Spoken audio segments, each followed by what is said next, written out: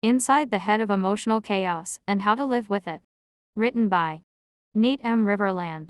Released 2024. That one feeling. When you just want to share something. Get something out. Your truth. Because you feel, are touched, and want support. Does anyone feel the same? Does anyone understand? Does it need to be shown through a painting? A song? Can words be enough? And do you need talent? But I don't have any. Just words. No music comes to me. No brush strokes. Absolutely no comic. But words can be so powerful. They are so direct. So accurate. Is there feeling and understanding? Then everyone knows the meaning of the words. I have a lot to tell. Anyone want to listen? Even if I want to be anonymous. Is there room for one more to be heard? My voice. Which I did not think existed. But where would I start? Straight to the point is hard. Pulling around the porridge is needed first. Otherwise, you can get burned again. This is so hard. Not out of nervousness, but of emotions that might bubble up. Do you want to come with me on my journey? The journey to the childhood. To the relationships. To the responsibilities. The weight on the shoulders. The mirror image you didn't want to see. These are my words. And my way of letting a feeling out. Chapter 1. Introduction. Emotions, chaos, thoughts, and sensitivity. For me not to drown in all the muchiness in my head, I discovered that I needed a way to think that made a sort of map of all emotions inside. A way to handle thoughts, and the logic around the thoughts to stay sane. This so I could reason in a constructive way. Why not let it go and just feel? I did try that. The outcome was panic. So in order to function a road map was needed.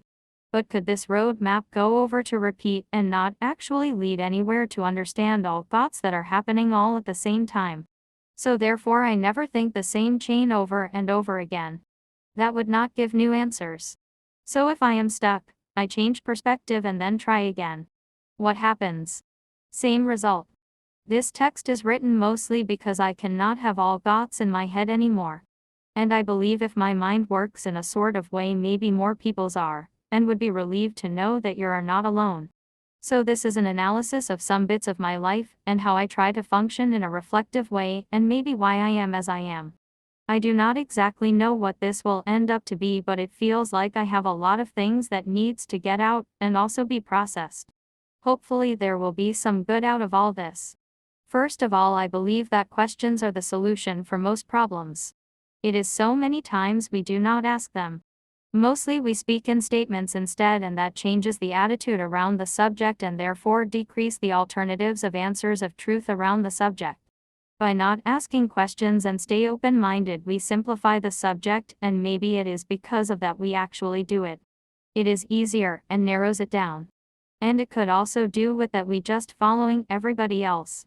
If no one asks the questions, it is difficult to start thinking openly. But if we really want something more and evolve, then we need to change the attitude and stop think like we already have all the answers. We need to be more like a 4-year-old that asks about, everything. And when you do that, it is fascinating how much new things and perspectives you can come up with. But I think it is also important to have time on your own. This so you could process things properly. It is so easy otherwise to think you know what you believe in, but being around others all the time you cannot really know if it is your beliefs or if you are influenced by the one around you. At least that is how I work. When you left a conversation you go like, wait just a sec. I do not agree to that really. But not only do we need to ask questions, we also need to really try answer them honestly the best we can. The honest truth is, as I believe it, direct but respectful. It should be genuine. By not lie, most importantly to yourself, you will find out who you truly are. Said that, we do not need to throw our truth towards others if it is not appreciated. But do stop go around the truth to please yourself or the one you talking to. How often do we not do that? Well, now that I think of this, it is more seldom for me. But why in the beginning is it natural to go around the truth? Is it image? We want others to like us, and therefore we want to please. Is it just the normal way, and it is always difficult to go your own way? To really be truthful to yourself, you need to respect your emotions around it. But as we normally talk in a simpler way because there is no need to go deep in normal subjects. Therefore, we do not train us to speak deeply and reflect over things that are true to ourselves, and also do not know the need for it. This is of course different in different culture and families. In my family growing up, we did not talk about emotions in any situations, so I needed to do this on my own. And I did it in my head on my own. And therefore I still am so much in my head with my emotions. I trained a lot, and I am good at being there and not get it out. So, how do I approach my emotions when I do not understand them? Because in my understanding we do not understand them many times. I test theories. When it is about something deep and you're testing a theory and it hurts you, then you're close and afterwards you will feel easier. This because you do not need to run the questions more because you have solved it. And this happens when you get it right. So test different theories and different perspectives until you get that feeling. That has helped me so much. This strategy. And especially knowing that you will understand it at some point. It is not a question, if, but when. So just take your time, and you will figure it out. To understand my own thoughts, and how they work, I have for not so long time ago started an idea. That idea is that instead of thinking that our thoughts is in words or pictures even, they start as emotions. What if we think in emotions first of all? That is after all the first sort of language that we needed to understand as a human. Emotions evolved much earlier than the language of words. And between those pictures and items. So if we start with the emotion, then they need to be translated into words. For others that are more in the creative branch, they take the emotions and create something to express and process their feelings. And maybe most of all we want to share because we want to feel understood and get the chaos of emotions out from the ongoing wheel.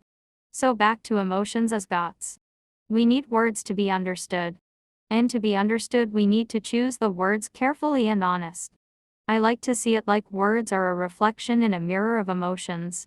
And sometimes it is a clear image and sometimes it is blurry or even disproportionate. And this is an interesting thought. English is not my first language. So do I write in English because I want more distance to my feelings, or is it simply that I so deeply want to be understood and feel connected with others, and therefore chose the language that most people talk? But that said, emotions is not a good way to think logically. We need the language to do that. So we need to learn how to express ourselves. But also knowing where our thoughts come from and that it is many times a reflection and therefore actually not the exact truth all the time. Okay. One thing we must talk about is how to recognize what emotions we feel. Is it my own, or is it the people around me? For some of us, we know when, for example, we enter a room if someone in there is feeling anxious. I am one of those. And I know now that I am high sensitive sort of person. And this sometimes makes it difficult to know if the emotions I feel in fact come from me, or is it just that I recognize it in someone else and therefore feeling it. And also, the fear of I might create a bad feeling in others. I think this has to do with a lot of things, why sometimes this is the biggest feeling in a situation I feel. I think I was born rather high sensitive, but also in combination that what drives me is to perform. I have trained myself to see what my impact can do to someone or a situation. So by being naturally observant and want to perform good, I easily read people's emotions. Not always correctly, of course. And after hitting the wall hard in my 20s, I find my bottom. That made me doubt myself. But that started much earlier in my childhood, in fact.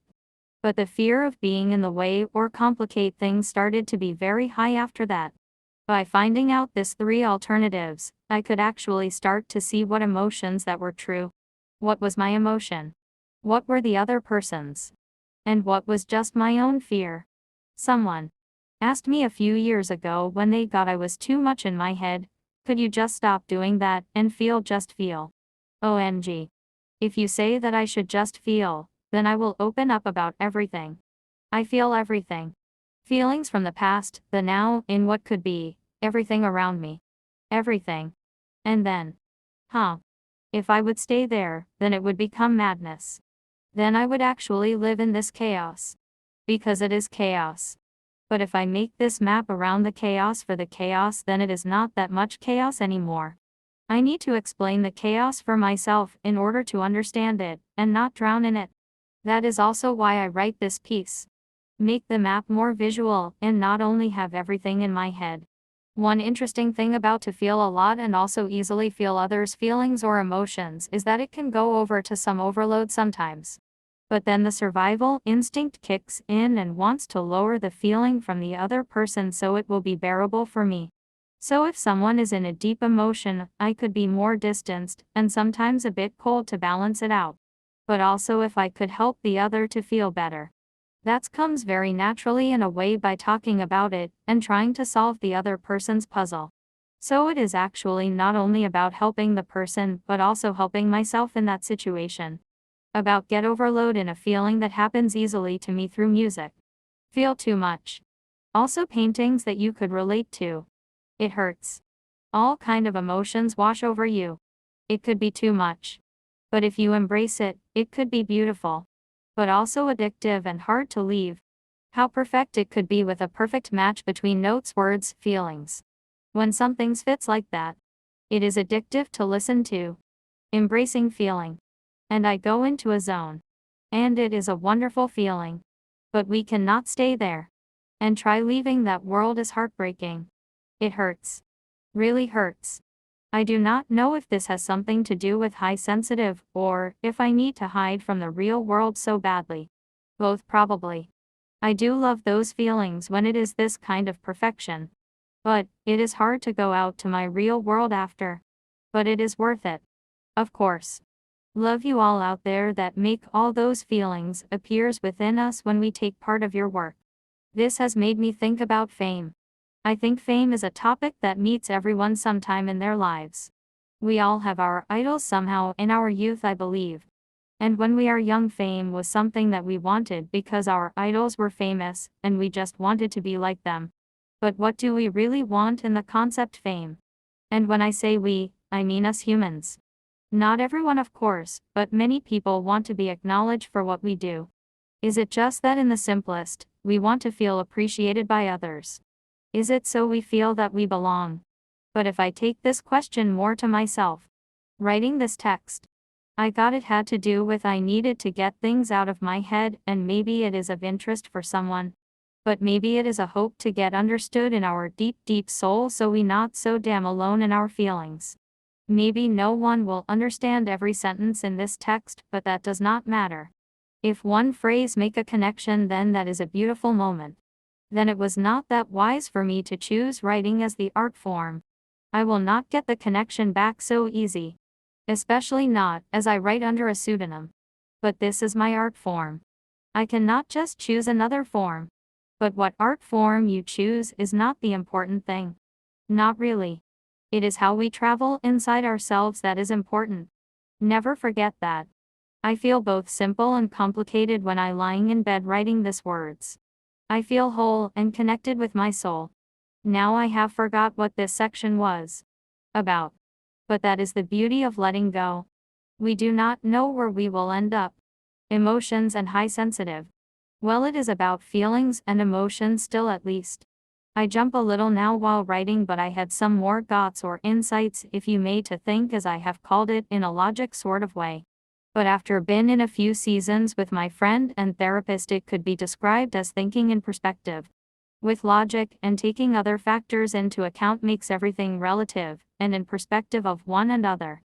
This could be compared to thinking in statements or in opinions around things and situations. And if that's the case, then we come back to living by our image and not by who you really are, your soul, and how you think. If we think by opinions, it will be hard to change our mind about things, and it will make it difficult to personal growth. To be continued.